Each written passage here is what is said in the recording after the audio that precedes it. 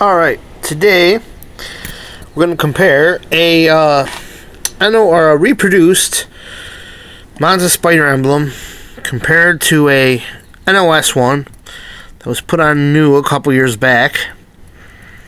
Actually, probably about 10 years back, and as you can see, what 10 years will do to one of these things. Try to turn the light off here. There we go. Kind of really washed out a lot of the color. And here we got one with some looking pretty good, pretty revived color. And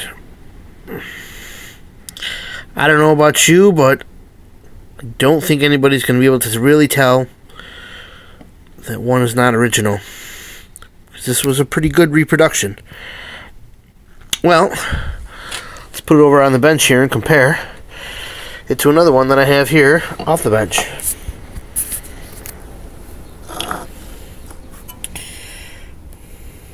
Alright, there we go without the light.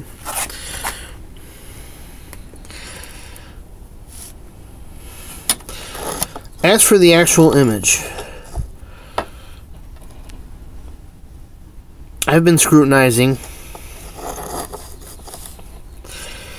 and I've really been picky, and I cannot find a big noticeable difference between these two, where I've seen another reproduction where I could tell the webbing was not perfected or not exactly right. I wasn't exactly happy with it, and I wasn't sure they'd really get it spot on. And because as I understand it, all the detail in there is pretty hard to get. 3 colors to do exactly what this is doing and have this unusual shine from different angles of the background red webbing.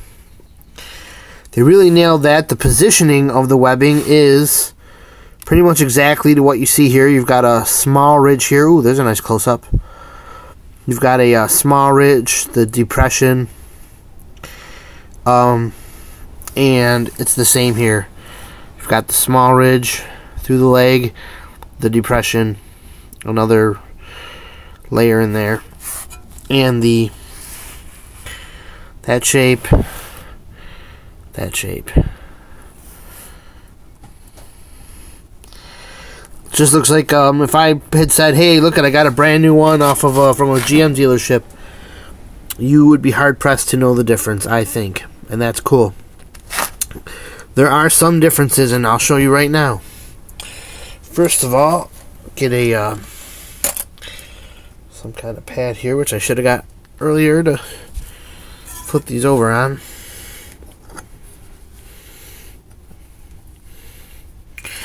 From the back, we have a near perfect match on stud placement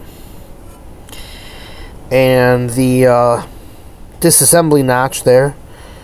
Same on this one as this one. What are the differences? Well, you can tell here this one has the original GM part number that referenced something there, and a name of a company there, which is General Detroit. And we have here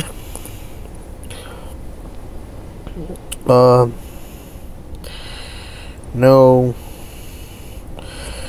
markings whatsoever, so you would be at a swap meet there. You can tell if you're buying a original or a reproduced part. The original is slightly heavier. This is probably the only big difference that I can see. This one feels just slightly lighter than this one. Just a little bit. You can tell it's just a little less mass to this one than the original. So that makes the original feel like, wow, robust and heavy duty. However, all this could really do by being lighter is save you a couple of squeaks of gas mileage there, which you would never really notice, but lighter is better, right? Any racer knows that. Any hot rodder knows that. I think the extra weight is in the thickness of the inner rim here. Probably built this one to withstand a lot of shipping and a lot of potential warranty damage, so it was built thick. This one a little thinner through there, a little more hollowed out, which is fine though. Well, for what this car should remain to do as it is, you know, probably not anything that would need a more robust wall there. And not that this feels flimsy in any way. Now the final thing here is the side. You'll notice that the outer shell here has like a grain to it. If we can get this to focus. Wow, right there. And that stops on the side. And that is identical to the original, which had this kind of battered aluminum look, and the side was smoother and glossy without the beaten look there. But the thing is, on the original, there's this ridge all around the back end of actually where it's really not finished. And while it appears to maybe have been part of the design here, I'm going to look at two more emblems here and see how they stack up. It appears to be that there was just some sort of, if that, you know, may have been designed in, it doesn't look all that pleasant. I can't see how that would, minor of a detail, would really have been thought out to be part of the detail or the car's appeal. So I think that's just a factory defect that went unnoticed or uncared about, and that this has an actual improvement where the edge is completely smooth. Maybe that was done to avoid like a tucked in look and to give this thing a more flush look against the body. It's possible. There you have it. Reproduced spyder emblem, in my view, is just as good as the original. And I'd be the first one to you know, throw this thing under the bus if it didn't meet some pretty exacting standards. So it's a pretty high review.